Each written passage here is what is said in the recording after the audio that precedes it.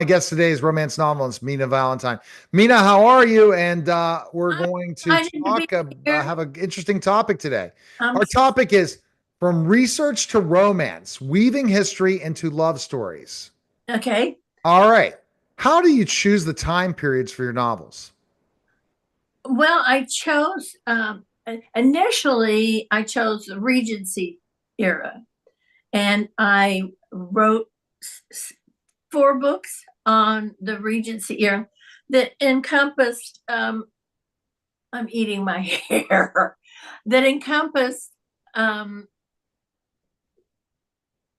war where oh my gosh, I can't even talk. Napoleon was defeated in the Netherlands. Um, so I wanted to write about that because my uncle fought in a time, not a time frame, but in an era that encompassed a small area like they did in 1812. And so initially I wanted to write because of that. And then I got involved in the story. So it required a ton of research, and I learned so much about that battle and how luck was on their side, the British side. And that's pretty much what helped them defeat is luck, if you want to call it that. Some people call it God's intervention. Some talk about it being a skilled tactical. I don't really think it was that um, because they did a couple of really bad foul ups. But the other thing, so I got so engrossed in that period that I decided, well, I should write several books in that era since I've done so much research on it. But then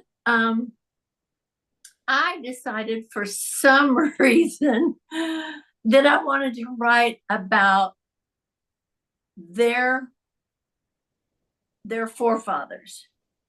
I wanted to write about their fathers.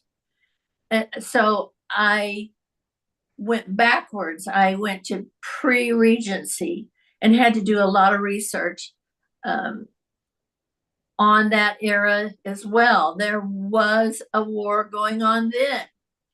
The British were still fighting, and they'd gotten the Netherlands to come in. They'd signed an agreement for them to fight with them. So that kind of helped. But boys were coming back just like they came back from Afghanistan and Vietnam and World War II. They came back battle scarred on the inside and out. And so I write about that as well, and I incorporate that into the love stories. Um, it it's amazing how many of those men were injured, and some of them severely. They didn't have doctors like we have today. Um, they cut off limbs. They use the same knife or butcher's axe or whatever you want to call it. They use that repeatedly. They didn't clean it. Now, um, during that same time frame, there was research, and there were some doctors that were using water and trying to keep people away from their patients. But that was with an elite group of doctors, and the majority of the doctors were not that skilled or had that expertise. And besides, when you've got 30, 40, 50 men that are crying and moaning and in pain, I don't think that they're really focusing on the sterile aspects. So, but there was a lot of love stories incorporated in that. Wives would go and get into the battle If their husbands were hurt, they'd go in and get them. And sometimes they were killed trying to help their husbands. I write about a couple, and they'd been in love for a long time. All kinds of issues came into play. They finally got married, and then he was sent over into the Netherlands to fight. And so she went with him. He was hurt severely, and she went out to get him. And she was dragging him out of the battlefield when she was hit. And he died 2 days after he was pulled out of the battle, and she died right after him. Oh, wow. Okay. So, I mean, that's not a romance. That's a love story. Exactly. What was the most surprising historical fact you discovered in your research? Oh my gosh, there were so many. One thing I was surprised about, and I incorporated it into one of my books, is that people, after the battle, people would go into the battlefield and they would take stuff off of the dead bodies. They would take rings, and they would take teeth. And if they had a sword, they'd take the swords. I mean, they would strip the dead person of everything. And so in one of my books, my guy, the protagonist, he shoots up in the air and screams for them to get out. It was just so morbid. There was no respect for the dead. It was just, let's just rape them and get what we can get. Oh dear. And so that was surprising to me. And the other thing that bothered me was, I can't.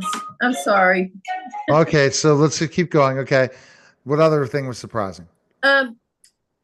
That the women went with their husbands. Some of the women went with their husbands. I was really surprised about that. Today that would never happen. They'd be going, that's just a case of too damn bad. You're not in the military. No, you can't go. Exactly. But if they could afford it, or even if they couldn't afford it, but they got a hold of a horse or a donkey, they would follow them, and sometimes they would even try to cook for them, or even their group. And then, like I said, if they were hit, the wives would go out on the battlefield, which is crazy, but they would. And many women were killed trying to do that. The other thing that I kind of knew, but sometimes you just don't want to think about those things, is that they would shoot at the horses. They would shoot at the horses to stop them. So there were many, many horses on the battlefields that were in pain or dead. And that's kind of creepy, I think. But I guess they had done that for centuries. And the British were too proper and too concerned or respectful of the animals that they were using. So they didn't do that. But others, yeah, that was kind of creepy. That makes me, sometimes people are more sad about the animals than they are about the people. Yeah, exactly. So how much creative liberty do you take when writing about historical events or figures? Well, okay. There is a scene in the Netherlands where they take over this building, and it has high walls, so the men can line up around the wall. And then there's an inside with a deck, and he had men that went up that way. and because the front part where they had the big wall, there was a garden inside, and so they had a big wooden door, double doors that opened out wide enough for a carriage or a coach. And what I did was I put my protagonist there. I put him there. So he was defending the entrance, and he also, there was one window in the back, and he put 2 or 3 men in the back. And that is a true story about a person that there was a little girl there, and they got her out of the building and put her into the woods.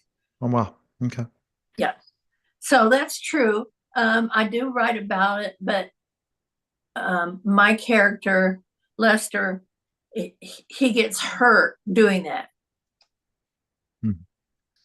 It's a great story. It's the best story.